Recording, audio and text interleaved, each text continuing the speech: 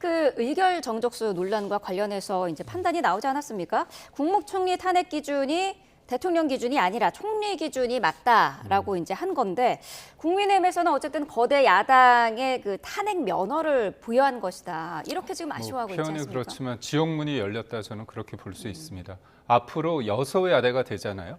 그렇다면 151석 이상만 가지면 언제든지 탄핵을 다 시킬 수 있는 거 아닙니까?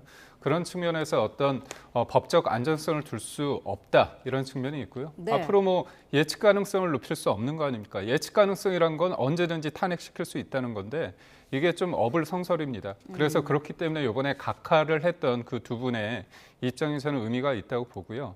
예를 들어서 대행되는 사람 공직자의 그 기준으로 해야 되는 게 당연하지 않습니까? 개인적으로 한덕수라는 사람이 큰 의미가 있는 게 아니잖아요. 그 사람이 대통령의 권한 대행이기 때문에 어떤 임명하지 않은 거.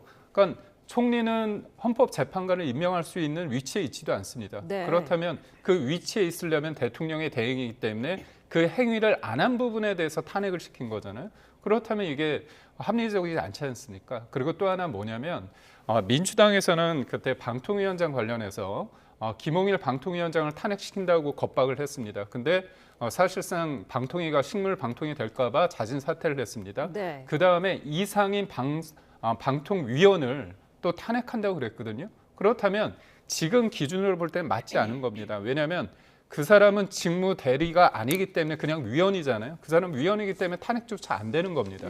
근데도 탄핵시킨다고 겁박해서 그분마저도 어떻게 보면 자진 사퇴를 했습니다. 그래서 앞으로 장관에 대해서 차관이 직무 대리를 하는데 위법적인 사안이 있어서 탄핵을 시키고 싶어도 이제 탄핵을 못 시키는 겁니다. 왜냐하면 차관은 장관처럼 탄핵 대상이 아니기 때문인 거죠. 그래서 이게 법이 굉장히 상충되고 있다. 그래서 어제 그 151석과 200석의 판단은 어떻게 보면 조직의 어떤 논리를 강화하기 위해서 어쩔 수 없이 한 어떤 궁색한 논리가 아닐까 그런 생각합니다.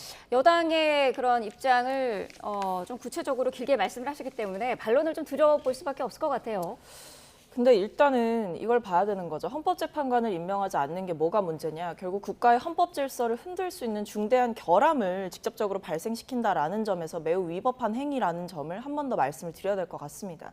사실 그렇게 되면 그러니까 지금처럼 뭐 한덕수 총리라든지 최상목 권한대행처럼 이렇게 헌법재판관을 임명하지 않는 행태가 계속된다라고 한다면 만약에 지금과 같은 8인 체제가 아닌 상황에서 그런 방식의 부작위를 행한다라고 한다면 국가의 헌법 체제를 흔들 수가 있는 것이고 헌재를 마비시키는 상태까지 갈 수가 있는 것인데 이런 부분들에 대한 고려는 왜 여당이 하지 않는 것인지 결국에는 지금 상황에서 여당의 입맛대로 헌법재판관이 움직이지 않는다라고 해서 헌재를 공격하는 것을 서슴지 않고 그리고 여야 합의가 있어서 국회 추천이 이루어졌고 청문회까지 거친 상황임에도 불구하고 갑자기 대통령이 계엄을 선포했다라는 그 전후 상황이 바뀌었다는 이유만으로 갑자기 추천하고 합의했던 그 헌재 재판관들에 대해서 임명하면 안 된다라고 이야기를 하는 것이 과연 지금 상황에서 어떤 법을 지키는 정치인들로서 할 수 있는 행위인지 저는 묻고 싶고요.